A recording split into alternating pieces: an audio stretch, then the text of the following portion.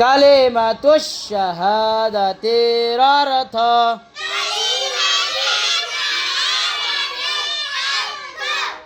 আল্লাহু তাআলা ব্যতীত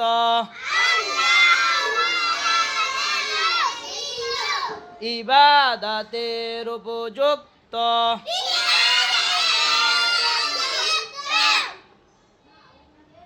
আর কোনো মাবুদ নাই। হযরত মুহাম্মদ মুস্তাফা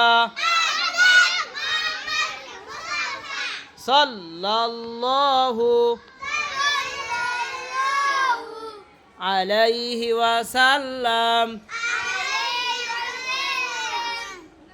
আল্লাহু তাআলার রাসূল